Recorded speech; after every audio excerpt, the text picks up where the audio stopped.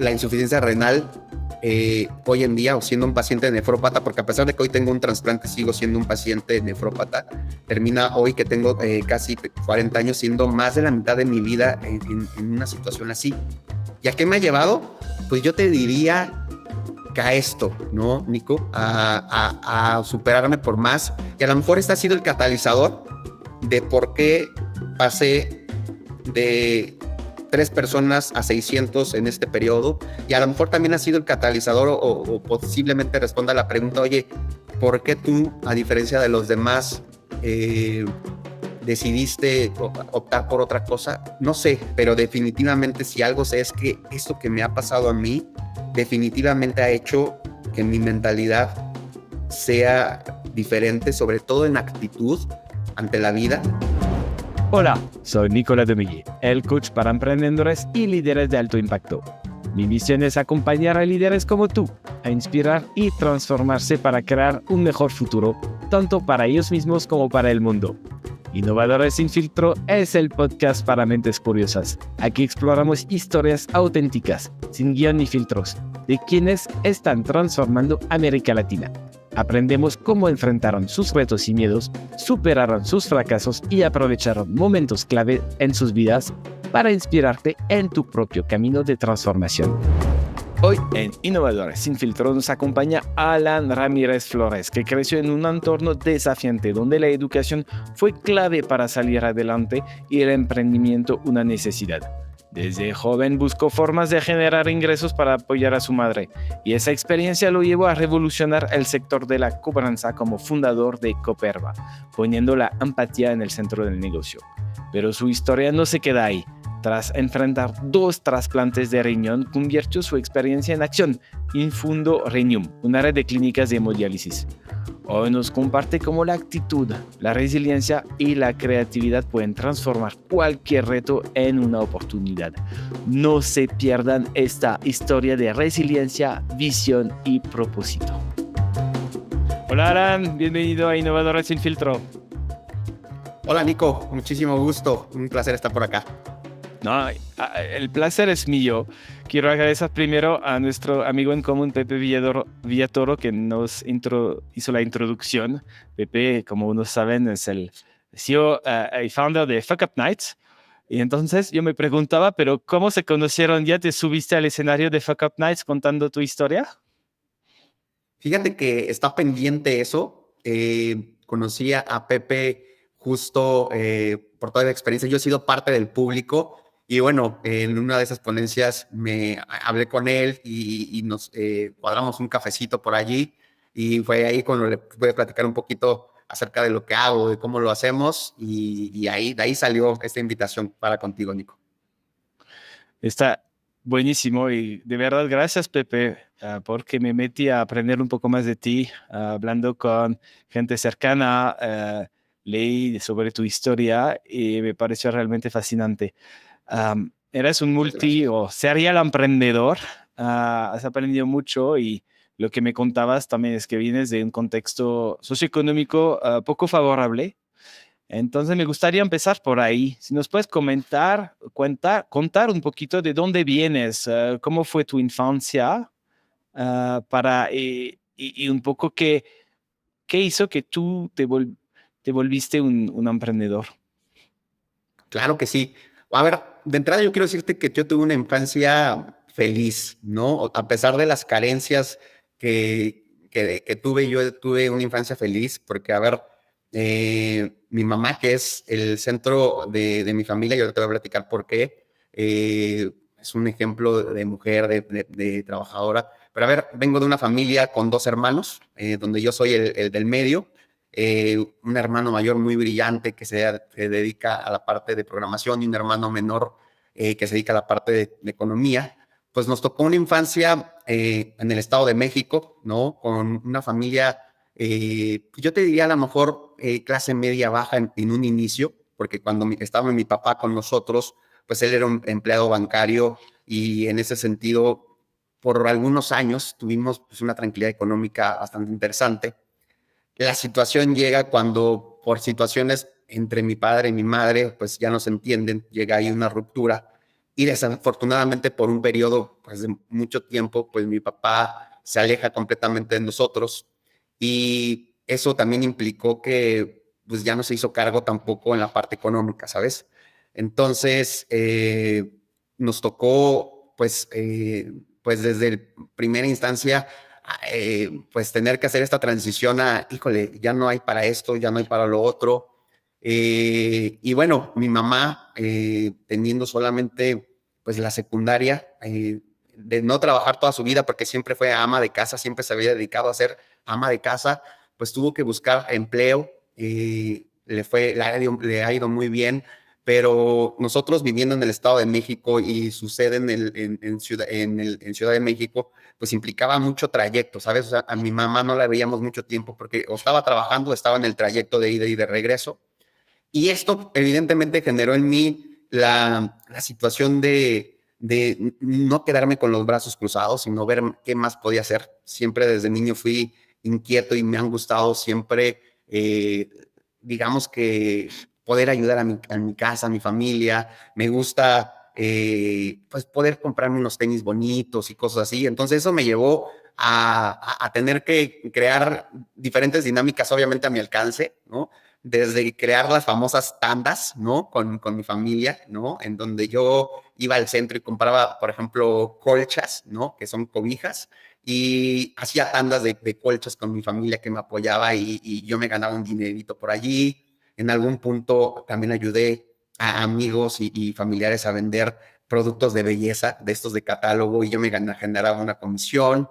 Fui empacador, de los supermercados para ganarme también dinero, ¿no? Entonces, desde niño tuve esta inquietud, ¿no? Por supuesto, por esta independencia financiera, pero más allá de esta independencia financiera, poder colaborar con algo con mi mamá y, por supuesto, también, pues, no tenía yo la moral para pedirle a mi mamá que me comprara ciertas cosas, entonces yo tuve que buscar, pues, desde el inicio buscar las formas de hacerlo, ¿no? Entonces eso evidentemente me hizo ser más creativo, buscar formas en las cuales ganarme un poco de dinero sin descuidar mi educación, por supuesto, ¿no? Y by the way, siempre fui como el niño nerd de la clase, ¿sabes? O sea, siempre fui el que Ok. mejor promedio sacaba, el que siempre recibe un diploma, ¿no? Entonces, eso lo traté de empatar siempre muchísimo. Buenísimo. Entonces, esta creatividad, este espíritu emprendedor nació realmente por necesidad económica para apoyar Así a es. tu mamá en estos momentos difíciles. Y fuiste también el niño nerd, ¿no? Que es, a veces no está tan común, ¿no? Si tienes, además, es buen estudiante y además tienes actividades afuera de esto y lo estás logrando todo. ¿Cómo fue después que decidiste estudiar, ir a la universidad? Am, y si no me Así equivoco, es. A ver, escogiste ingeniería, ¿verdad?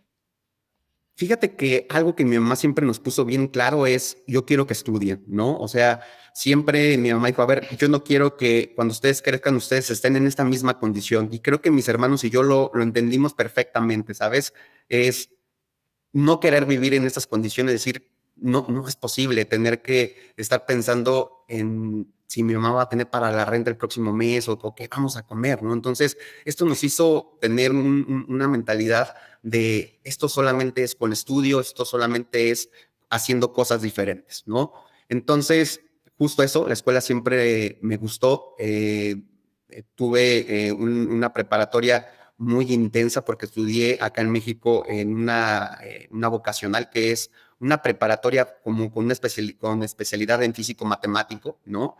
Es una preparatoria con muchísimo nivel académico y eso, la verdad es que lo terminé agradeciendo. De chavo lo odié, ¿no? Dije, híjole, ¿dónde me metí?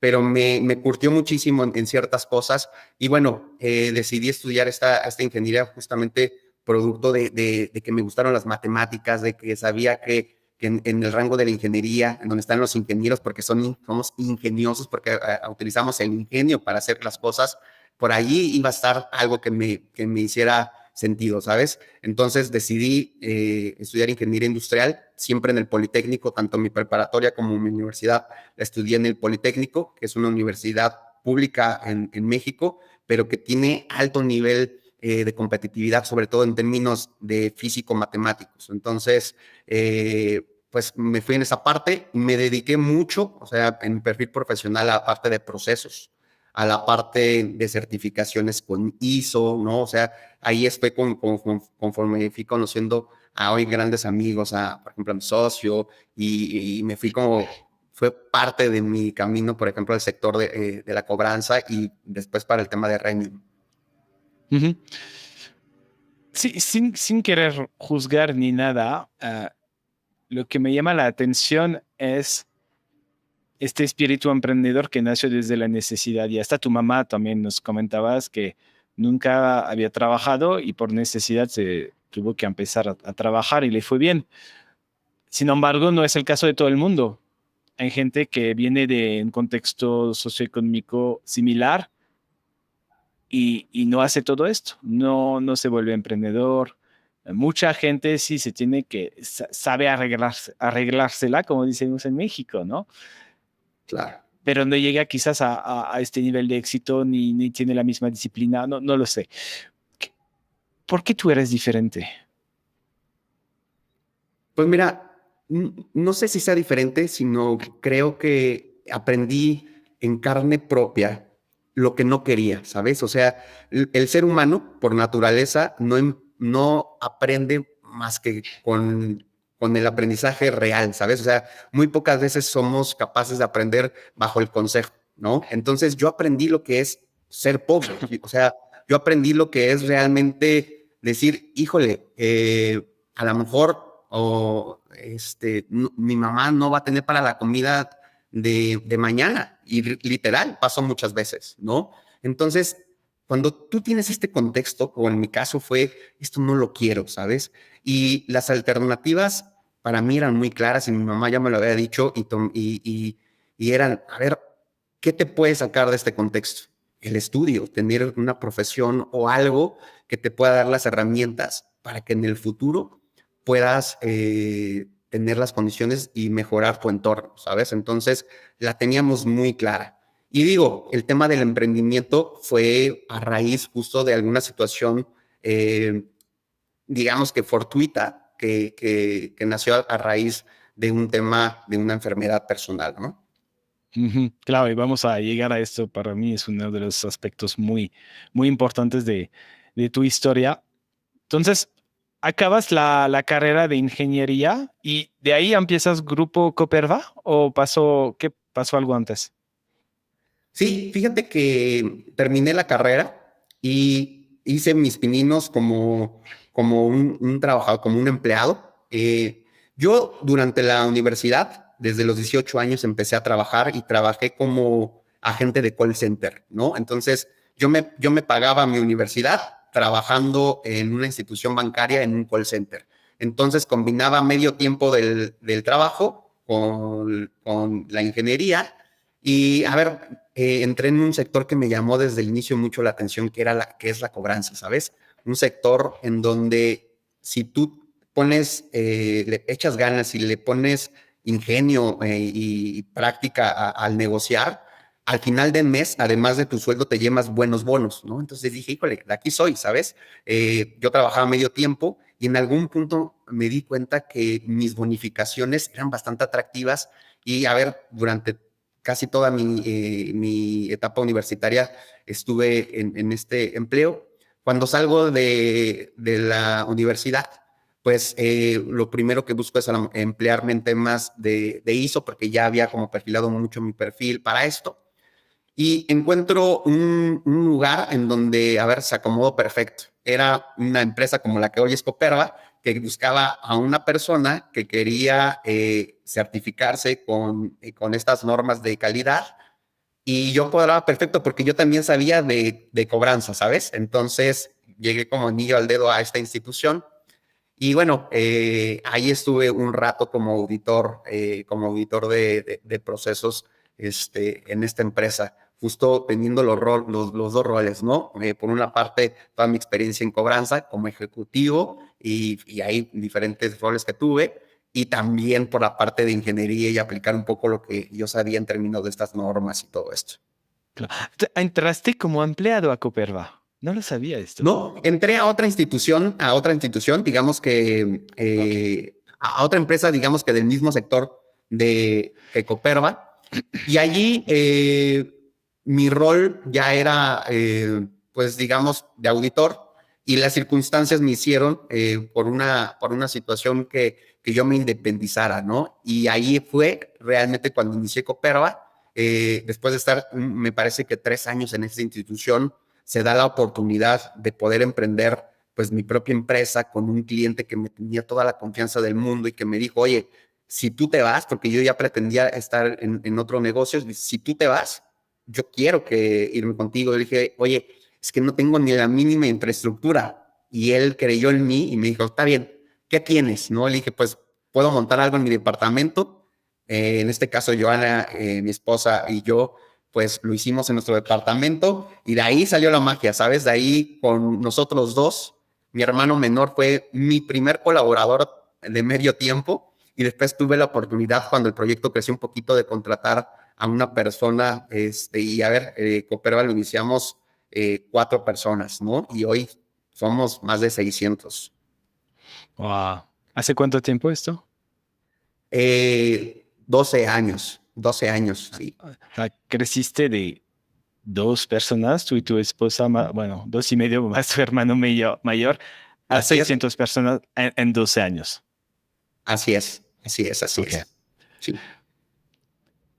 Cuéntame, y esto me un juicio mío, creo, pero ¿cómo te enamoras del negocio de la cobranza? Y te lo digo porque como yo, y creo que mucha gente lo puede ver como un negocio difícil, a veces, no sé si la palabra es correcta, no sé si injusto, pero difícil para, sobre todo porque tienes que ir a buscar dinero quizás a personas que no pueden, o sea, ya no tienen para pagar y me imagino también a personas que tú, tú conoces, conoces bien su situación, ¿no? ¿Cómo, cómo logras hacer un negocio que es a la vez eficiente, efectivo, rentable, que genera muchos clientes y por otra parte un negocio que ve la parte humana de, de estas personas que no están pagando y que estás cobrando tú? Fíjate que te quiero platicar algo bien interesante y yo creo, no creo en las coincidencias, sino más bien en las biocidencias, ¿no? Y te quiero decir algo. Cuando yo hice mi entrevista a los 18 años en este banco, había dos vacantes, ¿no? Por un lado estaba atención a clientes y por otro lado cobranza. Yo sabía cero de las dos, cero, ¿no? Pero decidí cobranza por una historia muy personal y te la quiero compartir. Cuando yo tenía más o menos 11 años, imagínate, iba en la primaria, me acuerdo perfectamente que mi mamá sacó un crédito para comprar un colchón para mi hermano mayor. Y bueno, por X o por Y, mi mamá estuvo desempleada un poco de tiempo y las llamadas de esta empresa, porque mi mamá ya no pudo pagar por un lapso de tiempo, eran diarias, ¿no? Y me acuerdo que en ese momento la cobranza era una cobranza súper ruda, una cobranza, a ver, yo te diría terrorista, ¿no? O sea, Mm. te decían groserías, te amenazaban y cosas así. Pero me acuerdo perfecto de una persona, y si mal no recuerdo se llamaba Leonardo, que cuando yo contesté, me dijo, oye, ¿me puedes comunicar con tu mamá, Rosario? Y se la pasé. Y me acuerdo perfecto de estar al lado de mi mamá, el teléfono en la casa, y, y esta persona, digo, yo no estuve al lado de la bocina, pero por lo que me cuenta mi mamá le dio primero calma, ¿no? Le dijo, a ver, ¿cómo lo solucionamos? Y le dio un plan, o sea, se puso en sus zapatos y le dio un plan para poder salir, ¿no?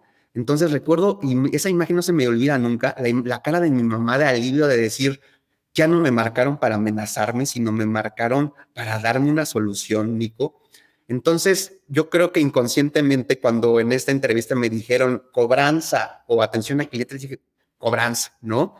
Y cada que yo interactuaba con las personas, pues yo trataba de dar esta, pues, esta solución. Y esto te lo digo porque hoy creo que hoy a nosotros como empresa, y a mí siempre me ha quedado claro que detrás de una llamada, detrás de cada número que dice un deudor, hay una historia, ¿sabes? En ese caso fue la historia de mi mamá, que compró un colchón para mi hermano porque su colchón ya estaba muy mal, se quedó sin trabajo y en ese inter realmente quería pagar, pero o nos daba de comer o pagaba el colchón, ¿no? Y hasta que una persona tuvo la empatía de poder conectar con ella de forma emocional y decirle, a ver, te comprendo, pero hay una obligación, veamos cómo sí, ahí cambiaron las cosas, ¿no? Y cuando yo fundé Coperva, justamente lo fundé bajo esto, ¿no? Bajo esos principios y no solamente a nivel cliente, decir, realmente busquemos esto, y por eso mi eslogan es eliminando deudas, mejorando vidas, sino también en la parte del trabajador, ¿no? Que muchas veces en este sector es súper descuidada, o sea, es un sector muy vulnerable a nivel laboral, en donde no tienen ni las mínimas condiciones laborales, muchas de ellas. Entonces yo dije, no, yo estuve en la silla, yo sé lo que es estar con el estrés o a ver, con la necesidad de que alguien no te tome como un número, sino que alguien te dé un apapacho y te digan, oye, bien, ¿no? O estás bien. Entonces, pues tratamos de hacer una cosa completamente diferente. Claro. Me encanta porque demuestras que con respeto, con empatía, al final puedes ayudar a gente que está pasando por una situación difícil y al mismo tiempo beneficiar a estas instituciones que les están pidiendo que paguen su deuda, ¿no?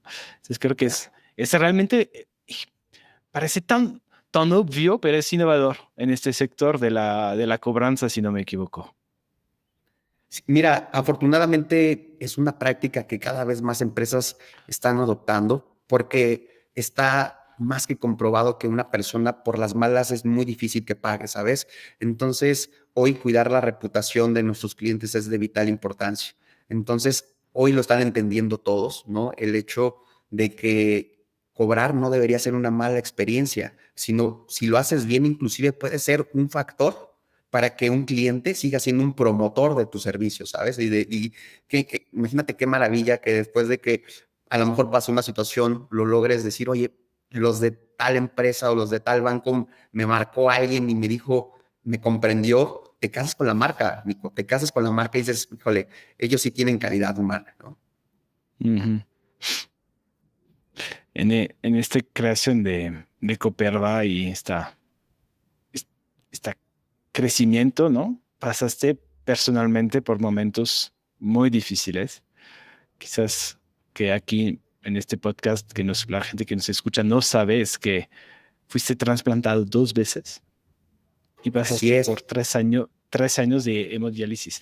¿Nos quieres contar un poco más de esto que te pasó y también cómo pudiste lograr lo que has logrado mientras te pasaba todo esto?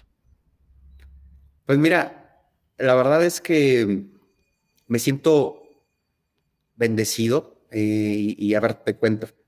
Mi primer, mi primer momento fue muy joven, cuando yo tenía, iba a cumplir casi 18 años, me, me enfermo, ¿no?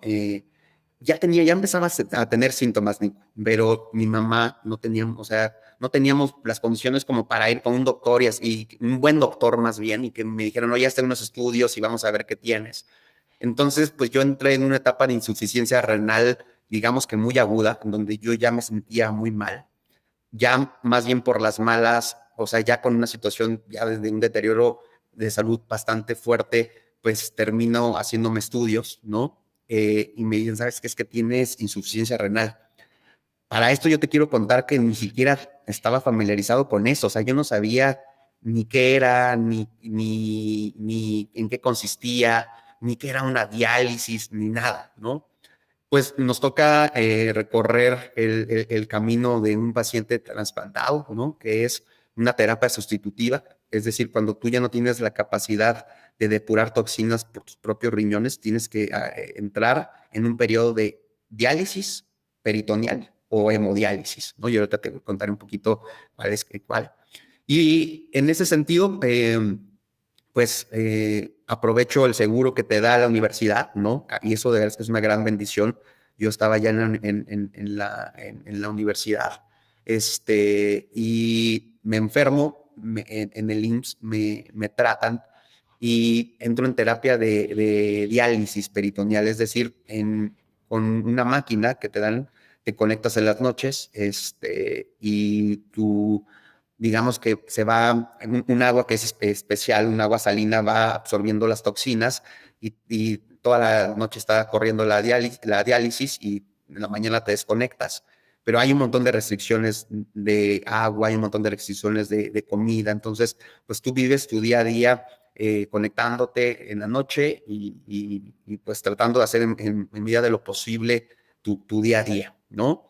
Yo, imagínate, estaba recién ingresado en la universidad, pues desafortunadamente no me tocó, pues creo que ninguna borrachera, o sea, como de universitaria, porque pues ya no me puede dar ese lujo, pero mi mamá se movió, y lo que podría haber sido el viaje de un trasplantado en México, que es en promedio de 3 a 5 años para que reciba un trasplante de un donador relacionado, vivo relacionado, es decir, de un familiar, terminó siendo de 6 meses. Mi mamá, casi diario iba al centro médico y se movía y decía, yo, mi hijo y tal, ¿no? Entonces, también por un caso fortuito, por Dios, que una vecina conocía a alguien del centro médico, entonces agilizaron mis papeles y yo entré en un protocolo de trasplantes muy rápido. Mi mamá, hicimos match, hice match con mi mamá y ella me terminó donándome después de 6 meses. Entonces, a ver, un poco entrando en este hito, Nico, yo a los 18 años, en un periodo de 6 meses, pues ya tenía una visión bien diferente, ¿no? Obviamente seguía trabajando, como te digo, en el call center y todo esto, pero yo sabía que a mediano plazo yo no podría seguir siendo empleado, ¿sabes? Porque mis necesidades médicas, y las sufrí, por cierto, mis necesidades médicas me implicaban que en 2 meses una consulta y terminas perdiendo todo el día. Y al inicio los empleadores te dicen, bueno, está bien, pero después ya lo ven con malos ojos, ¿sabes? O sea, ya lo terminan viendo, híjole, otra vez y otra vez. Entonces, yo lo veía cada vez más claro, ¿no? Y yo recuerdo lo haberlo comentado con mi mamá, y dije, oye, es que yo tengo que hacer algo, hacer mi propia empresa, porque va a haber un punto en donde ya no me lo permita y tengo que ir buscando, ¿no? Entonces, cuando pasa lo de esta cliente que me dice, te doy la confianza, dije, de aquí soy, tengo que echarle todas las ganas del mundo para poder hacer lo mío y que no haya este factor que me preocupaba muchísimo de ansiedad, de híjole, ¿cómo le pido permiso a mi jefe para que me deje irme a hacer mi estudio? O a veces cuando sales mal, pues es al otro día y al otro día y terminas perdiendo tiempo y a pesar de que lo pagas en diferentes horarios, pues termina afectando pues tu performance de trabajo, ¿no? Eso fue la primera etapa, una etapa muy joven, ¿no? 18 años, imagínate. La verdad es que fui muy afortunado porque 6 meses es muy poco tiempo para estar trasplantado. Te digo, pasó todo el tiempo de coperva, el crecimiento, Joana y yo picando piedra, creciendo poco a poco con los clientes. Y hace casi 4 años, Nico, después de que yo pensaba que pues ya tenía muchas cosas ganadas, ¿no? O sea, una posición económica bastante favorable o estable, por así decirlo, mi familia bien, con ciertos logros educativos que me hacían sentir orgulloso. De repente, mi riñón pues entra en una crisis, ¿no? Y falla, ¿no? Es importante resaltar que los órganos trasplantados tienen un tiempo de vida, ¿no? Que puede variar, ¿no? En mi caso, mi trasplante duró aproximadamente 15 años, que para la media de los riñones trasplantados está por así, encima del promedio. Pero bueno, me agarró esta segunda etapa, ¿no? Ya con otras condiciones, con otra mentalidad, ya con preocupaciones nuevas, ¿no? A los 18 años, preocupaciones son, híjole, que no se me ve el catéter, híjole, ¿qué voy a hacer si saben, ¿no? O varias situaciones. Y pues ya a los 36 años ya me agarró ya tengo hijos pequeñitos. mi hija Sofía estaba de brazos, era una bebé completamente cuando yo estaba enfermo, mi hijo Emiliano y Raúl, pues eran pues, realmente pequeños. Y entro en una etapa en donde en donde tengo que estar en hemodiálisis. Ahora ya no es una diálisis peritoneal como la máquina que te conté, sino más bien por practicidad entro a una terapia que se llama hemodiálisis, en donde tú acudes en promedio 3 veces por semana. Tienes que estar de 3 a 4 horas conectado a una máquina que se les dice riñones artificiales y te conectan y básicamente el proceso es sale sangre por un catéter, este catéter pasa por un filtro, este filtro digamos que limpia la sangre y te la vuelve a regresar limpia. Así multiplicado por miles de veces de ciclos, ¿no? En esas 4 horas, hasta que digamos que entras con un cambio de aceite. O sea, ya entras con sangre limpia. ¿Esto qué implica? Evidentemente, un deterioro de salud, o sea, cansancio bien fuerte, ¿no? Hay una estadística bien dura que es más del 80% de los pacientes con insuficiencia renal tienen, pues, depresión o ansiedad, ¿no? Entonces, pues entras en esta etapa donde también te empiezas a enojar con todos, ¿no? Y este tipo de situaciones. Y yo particularmente, Nico, pues yo me encontraba en un punto en donde decía, híjole, Diosito, ¿por qué a mí? O sea, cuando ya pensé que ya lo había logrado y que ya quería, yo quería conocer el mundo y decir, vámonos, ¿no? Pues te topas con un tema en donde, a pesar de que tienes la posibilidad económica, es bien difícil que encuentres un lugar en donde te puedan hacer una hemodiálisis en el extranjero, por X o por Y. O sea, es bien complejo la logística, ¿sabes? Entonces, pues termino con esta situación un poco frustrado. Sin embargo, después de cierto tiempo entiendo que la actitud termina siendo lo más importante, ¿no? Termino viendo que soy, a ver, muy afortunado de entrada porque tengo la posibilidad de estar pagando un tratamiento en una institución privada que me permitía ciertas cosas, ciertas libertades. Me voy dando cuenta que tengo la bendición de poder comer lo que me receta el nutriólogo, ¿no? Porque a veces para muchos pacientes con esta misma enfermedad decirles, oye, es que tienes que comer vegetales y esto y este suplemento y esto termina siendo sumamente costoso y muy poco viable, ¿no? Entonces yo digo, yo puedo hacerlo.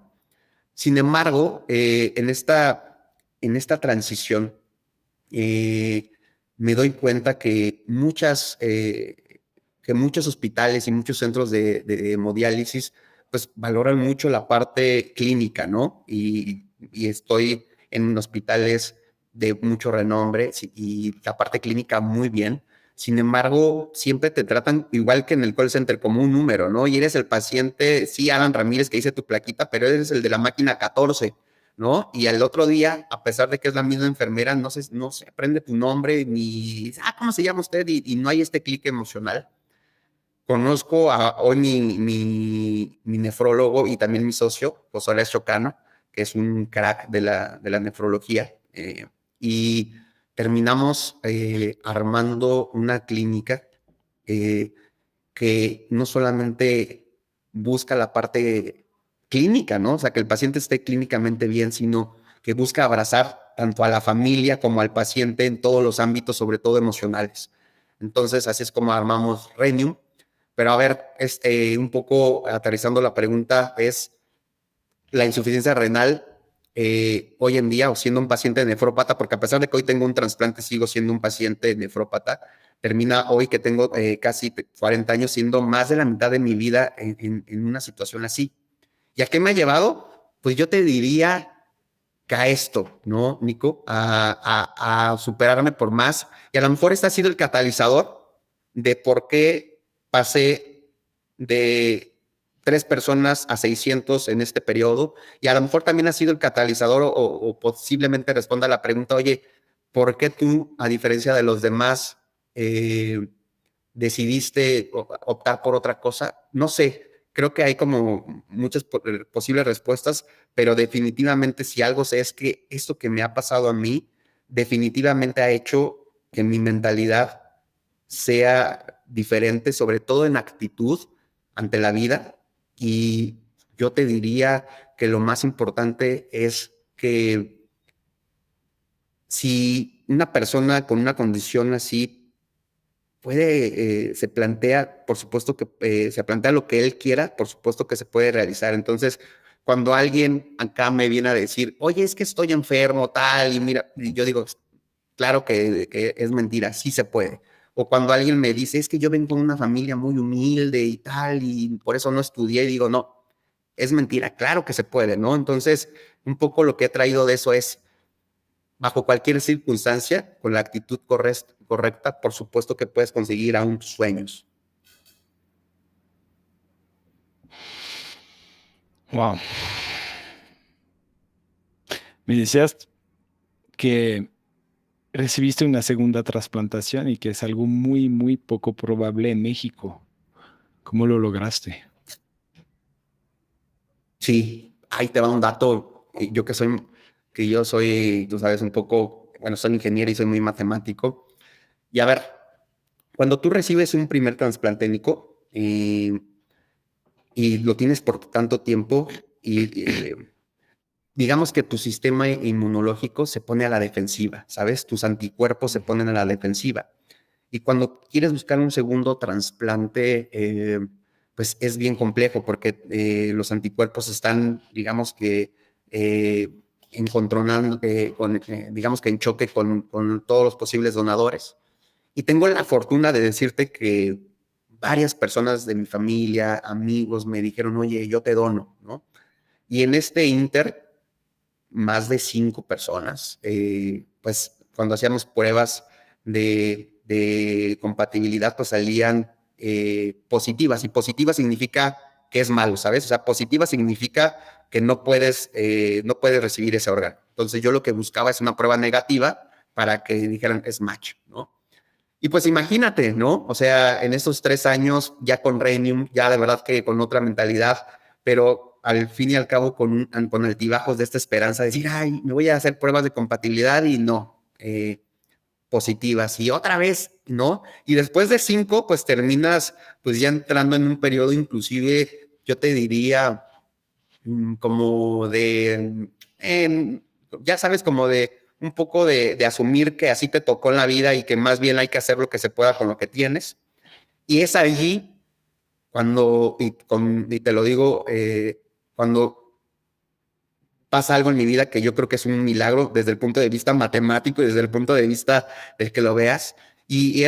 Pasa un médico en San Luis Potosí, al que estimo muchísimo, me marca y me dice, oye, Alan, acá tenemos una familia que no son compatibles entre ellos, es esposo y esposa. Y pues queremos ver si tú y Luis, que en este caso Luis Gallardo es un gran amigo que ahorita te platicaré que también que quiso donarme y nos salimos. Entonces me dijo, pues ¿cómo ven si se vienen a hacer pruebas acá y a ver si salen compatibles y de ser posible hacen un trasplante cruzado?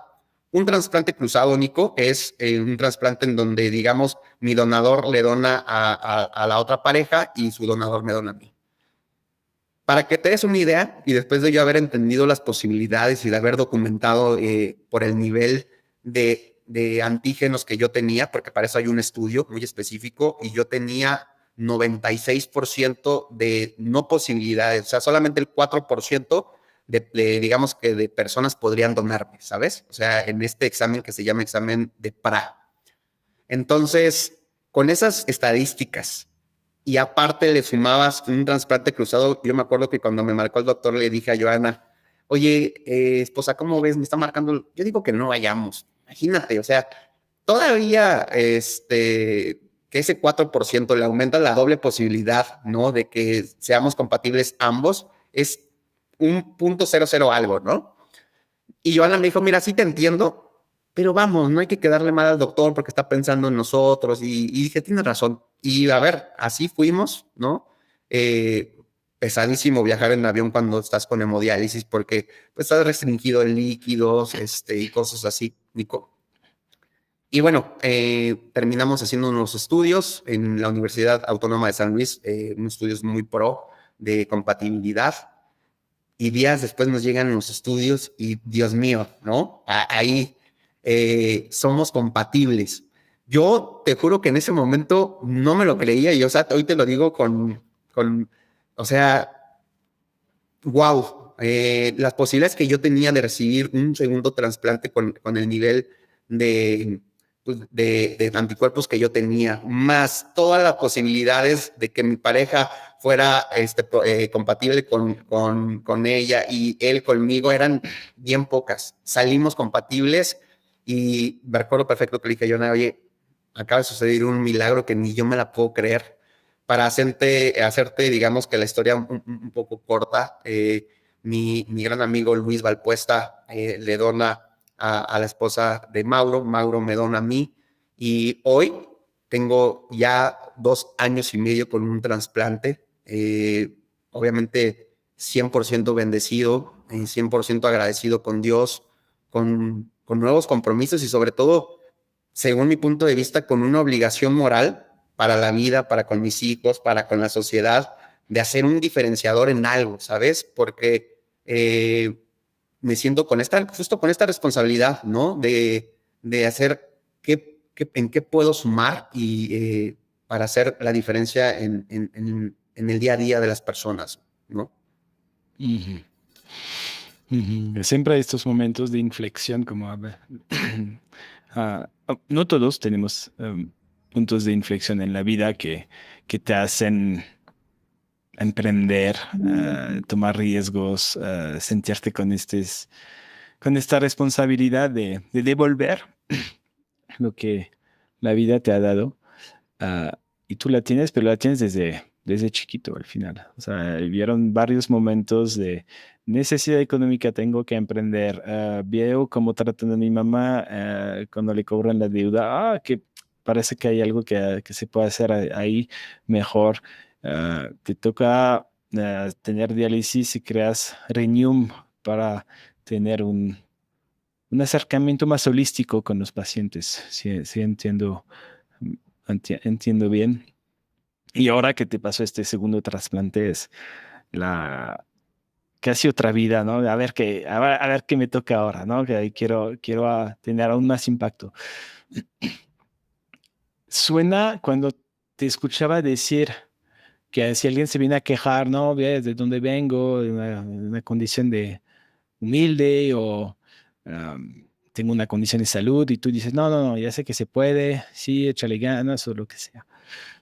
Suena, aunque con tu historia, ya, te entiendo, obviamente, pero no es solo con palabras que se puede como ayudar a la gente. Y creo que tu historia es inspiradora por eso, ¿no?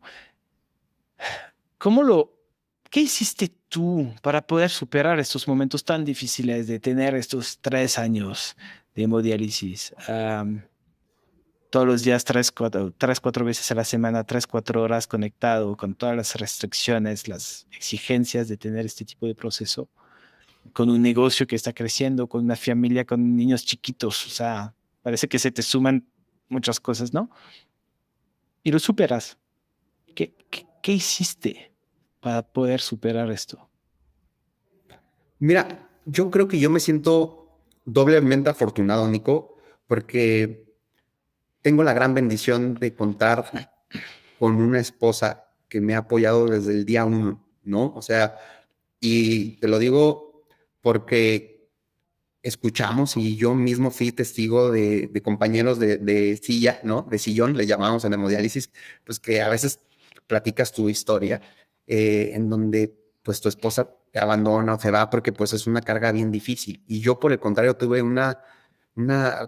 tengo una esposa que no me dejó rendirme nunca, ¿no? Una mujer que cuando yo quería tirar la toalla me decía, no, no, a ver, no, a ver, ve tus hijos chiquitos, mira, tenemos una empresa y tantas familias dependen de nosotros, oye, esto no puede ser, ¿no? Entonces me hacía como entrar en esta reflexión, decir, es verdad. Bueno, de entrada creo que es eso el número uno, el tener un soporte que te sume, ¿no? Estas personas que te suman, que te motivan a ver, a tratar de seguir adelante con las condiciones te está tocando en este momento en la vida.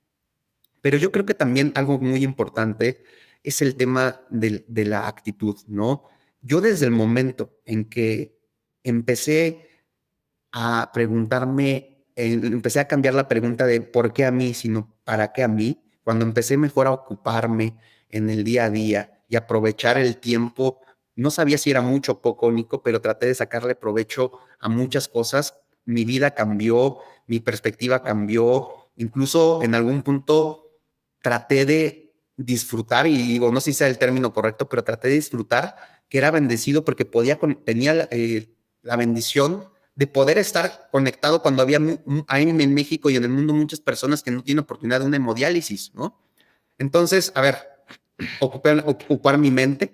Te quiero comentar que mi maestría en negocios la hice en línea y la hice conectada, Nico. O sea, muy pocos saben, pero esta maestría la hice con una mano y una tablet. ¿Y por qué? Porque cuando estás hemodializado, pues en mi caso tenía mi mano que me sacaba mi sangre por acá y la tenía sin móvil. Y pues yo estaba con mis audífonos escuchando las clases y tomando clase y por otro lado escribiendo, ¿no? Entonces la hice, digamos que en las 12 horas que me tocó a la semana, y terminé mi maestría, y por eso cuando me gradué ya con un trasplante, no te imaginas la emoción que dio a la familia esto, porque fue una maestría llena de, o sea, con un sabor bien diferente, ¿no? Y te digo, o sea, traté de ocupar mi mente, de preguntarme en lugar de para qué a mí, por qué a mí, para qué a mí, qué puedo hacer al respecto. Y a ver, algo que te reitero, soy bendecido por quien me tocó en el camino como compañera para hacerme ver las cosas de manera diferente. A ver, ahí creo que hay tres grandes lecciones, ¿no? La primera es el rol de tu esposa. Um, y también agregar la red de apoyo en general que has tenido, ¿no? Cuando hablas de Luis, de estas personas que te querían donar, yo sentía que si tienes una gran red de apoyo. Entonces el rol, ¿no? O sea, de que frente a adversidades, pues, que tanto tienes una buena red de apoyo. Y me recuerda mucho, le voy a compartir a una cliente que, que estaba mal, que estaba pasando por un momento muy difícil. Y en el momento fue esto la pregunta que le hice, a ver, ¿cómo está tu red de apoyo? Y ya fue catalizador para ella porque se dio cuenta que no tenía tanto y que no se estaba cuidando.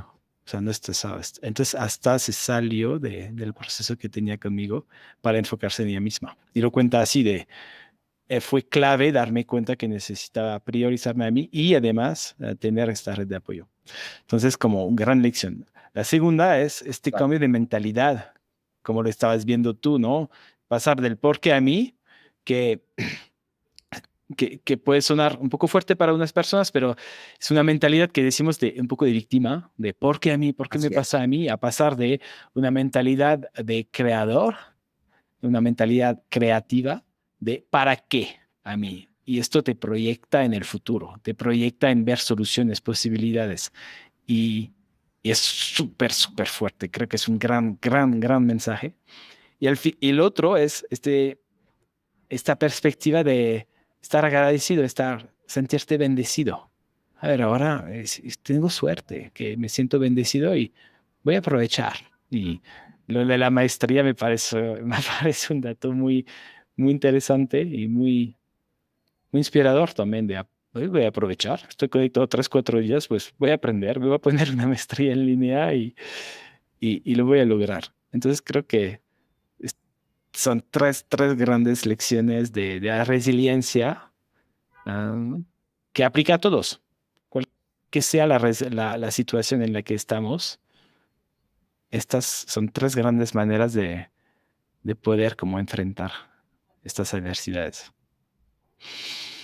Coincido, Gracias por coincido. compartir. Y fíjate, algo, digo, al fin y al cabo parte de mi ser, no ser emprendedor, pero recuerdo perfecto que cuando estaba en terapias, pues yo veía todo lo que les faltaba y decía, no, es que hay muchas áreas de oportunidad en el negocio, ¿no? O sea, sí, la parte clínica, pero yo veía que los pacientes decían, oye, estaría padre hacer esto. Y entonces como que fui armando indirectamente como mi book del dolor del cliente, ¿no? O sea, de esta parte de a ver cómo puedo hacer. Y cuando creé Rendi Único, te prometo que fue justamente pensado en esto, ¿no? Creamos un método que se llama Modelo Renium, donde Joana, desde su punto de vista como familiar, ¿no? De qué es lo que pasa afuera cuando alguien está esperando a su paciente, qué es lo que vive. Entonces decidimos hacer todo un tema con las personas que están afuera. Hoy en mis clínicas, por ejemplo, las familias pueden tener esta contención emocional, ¿no? Con un psicólogo en donde hablas con ellos y hay este desahogo emocional, ¿no? Decir, oye, es que lo odio, pero lo amo, ¿no? Porque y es por lo mismo y el psicólogo te hace comprender que es un estado emocional por el que están pasando los enfermos, ¿no? También la parte nutricional, que también yo la viví de cerca con compañeros de silla, y para un nutriólogo renal es muy fácil decir, no comas esto, esto, esto y esto, ¿no? Y dices, entonces sí que puedo comer o cómo lo cocino, ¿no? Entonces, cuando nosotros hicimos esto es, a ver, hagamos menús, ¿no? Y menús para todos los bolsillos, Nico, ¿no? Porque eso de, a ver, consíguete el salmón tal, y para una familia promedio es bien difícil comer ciertas cosas. Entonces, a la nutrióloga le encargamos un menú súper, digamos que para la familia común, ¿no? Algo que pueda conseguirse en la cocina, en el tianguis en una colonia típica en México.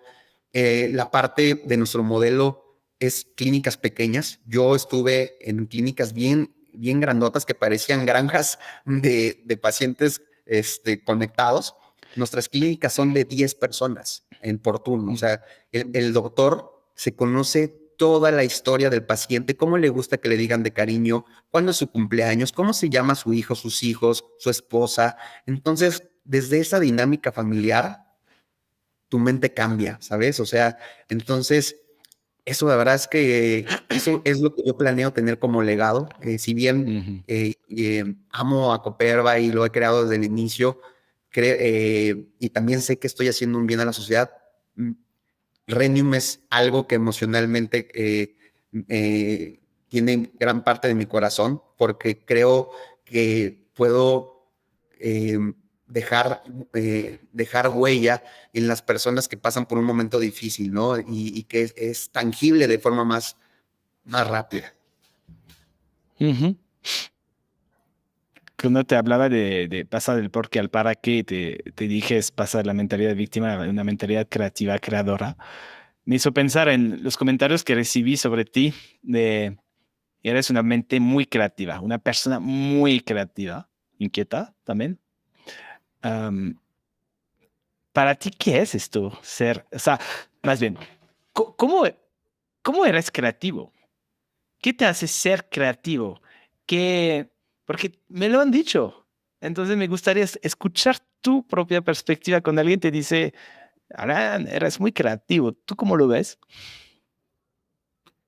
Pues mira, yo creo que soy muy observador, ¿sabes?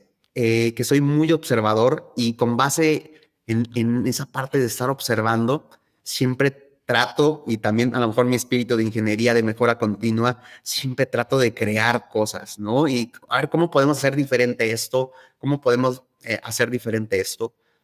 Trato de ser una persona que escucha más de lo que habla y eso me ha permitido levantar la mano y decir, oigan, estoy pensando esto, ¿qué opinan? ¿No? O se me ocurre esto.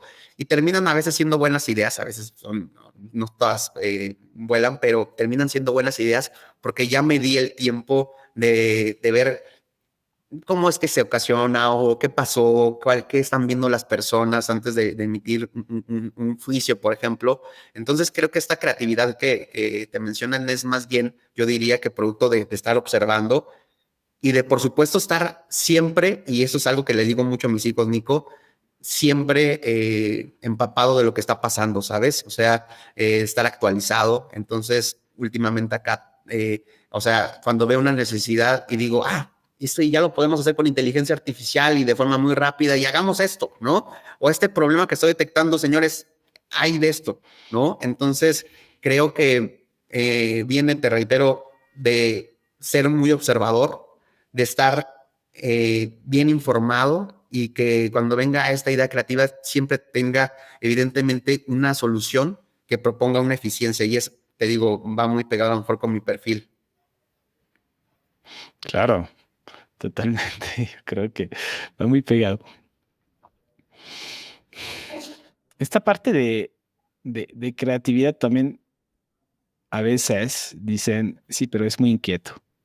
También es muy... ¿cómo?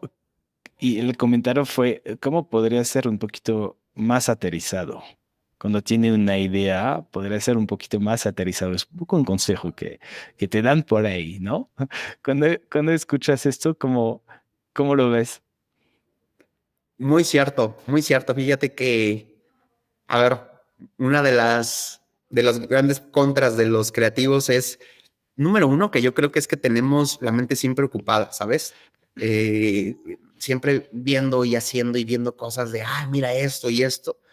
Y a veces tienes tantas cosas en la mente y quieres hacer tantas cosas, o me pasa, que terminas, como todas las personas, tenemos 24 horas y también tu familia se merece tiempo, tu esposa se merece tiempo, evidentemente los compromisos que ya tienen tiempo, entonces terminas diciendo, a veces no aterrizando los proyectos, ¿sabes? O sea, justo por esto, porque tienes tantas cosas en el radar y pues tienes a veces tan poco tiempo para dedicarles a estas ideas y que las quieres sacar todas y dices, puta, ¿no? ¿Cómo le hago? Entonces, en mi caso, a veces me pasa esto, ¿no? Esto de decir, híjole, no logro aterrizar esto, pero a ver, creo que he encontrado una posible solución y es hacerme llegar de un equipo de cracks, ¿no? De un equipo que pueda aterrizar mis ideas con una mejor ejecución, ¿no? Entonces, hoy más mi rol en el grupo es, si se me ocurre algo, vemos la viabilidad y hay un equipo, ¿no? Por ejemplo, Luis, que es el de proyectos, Octavio, que es el de operaciones, que lo lleva a cabo, pero sí, puede sucederme muy frecuentemente.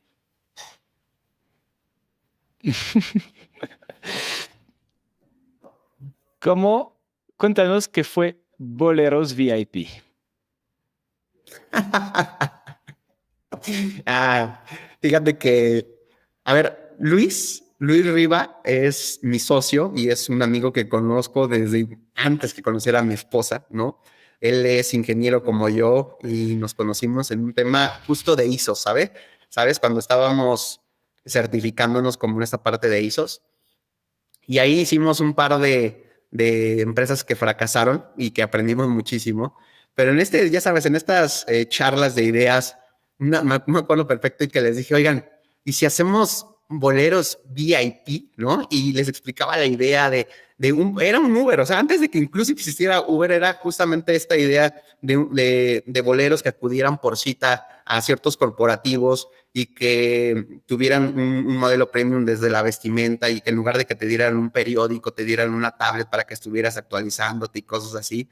Entonces, Luis siempre me lo dice mucho porque, a ver, fue una idea que se quedó ahí en el tintero, nunca la intentamos, pero lo que tratamos de hacer frecuentemente es que estas ideas ahora, ya que somos más maduros, que tenemos otra perspectiva, es si jala, si es viable, tratamos de aterrizarlas ya con un esquema mucho más profesional y ya no nada más que se queden allí en el éter, ¿no?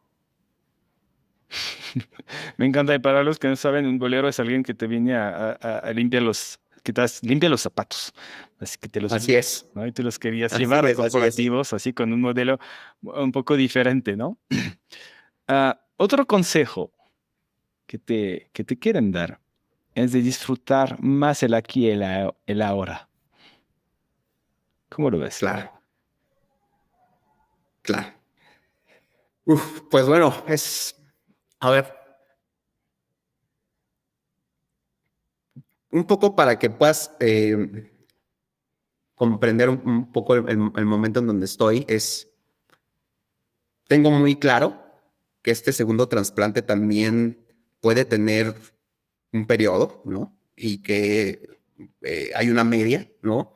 Me estoy cuidando muchísimo y estoy tomando los mejores tratamientos y tengo el doctor más pro que yo creo acá en México. Pero al fin y al cabo esto sigue siendo un tema, a ver, no quiero decir fortuito, pero sí hay un porcentaje ahí de cosas que no dependen de ti, Nico. Y lo que te quiero decir es, a veces me siento como que tuviera un reloj de arena, ¿no? Así. Y lo que trato es de tratar de hacer lo más que pueda en eso, tratar de tener el mejor tiempo con mis hijos y tratar de tener las mejores ideas y la mejor empresa y el mejor esposo. Y a veces tengo la mente en tantas cosas, ¿no? O sea, y eso me lo ha dicho mucho mi esposa, yo creo que te lo dijo ella, pero a veces trato de hacer tanto y quiero hacer tanto y lograr tanto que termino no disfrutando el momento, ¿no? Entonces es algo en lo que estoy trabajando y en lo que este 2025 quiero trabajar muchísimo porque ella ya me lo ha dicho y tiene toda la razón, ¿no? Porque por más que quiera hacer en el futuro, me voy a arrepentir de esos momentos en los que no disfruté de ese momento, ¿no? Y me ha pasado, por ejemplo, que estoy a lo mejor, que sí tengo la oportunidad de acudir al evento de mi hijo, ¿no? Y lo estoy viendo en su bailable, ¿no? Ahí con sus amiguitos y está ahí. Y lo estoy viendo y ciertamente sí lo estoy disfrutando, pero también tengo la cabeza en otras cosas, ¿no? Entonces, este año me quiero permitir más ser como mucho más puntual en esto, ¿no? En poder disfrutar esta parte. ¿Y cómo lo vas a lograr? Pues mira, de entrada, lo que pretendo es, número uno, delegar más cosas. O sea, algo que quiero es, para tener menos temas en la mente, es aterrizar más cosas. Y para eso lo que estoy haciendo es hacerme llegar de un equipo bien interesante de socios, de directivos en todo mi grupo. Y creo que lo más importante, ¿sabes? Es un tema personal y depende 100% de mí, ¿no? O sea, el permitirme eh, u obligarme más bien a decir, a ver, estoy yo en este momento con mi esposa, disfrútalo, mi esposa me dice mucho de la taza de café, sí, cuando te tomas esta tacita de café, disfruta el momento, ¿no? Entonces, pues estoy buscando este punto, pero a ver, buscando un poco la causa raíces de todas mis ideas es que alguien más las esté ejecutando en ese momento por tranquilidad personal y mental. Y la otra parte también, te reitero, un poco buscar estas estrategias de, no sé, si de meditación o de algo más que me permita estar en el aquí, en el ahora, ¿no? Ella me ha enseñado varias técnicas de esto, pero a ver, es un tema que depende 100% de mí, que debo aprender a hacerlo, ¿no? Ujú. Sí, o sea, al final todos tenemos esta arena, ¿no? Este reloj que hacen tic, tic, tic, porque no sabemos cuándo se va a acabar. Y tú lo tienes aún más presente que la gran mayoría. La gran mayoría lo queremos casi ignorar, esto, ¿no? Am, Tú lo tienes presente y eso hace que tienes tantas ganas de hacer muchas cosas. Pero como decía, no, tu mayor virtud también puede ser tu mayor debilidad, es que ya te dejas de Así disfrutar de es. este momento. Sí, sí, lo tengo muy claro, Nico. Tienes toda la razón. Y un poco para aterrizar esto, porque sé que hablo por muchas personas.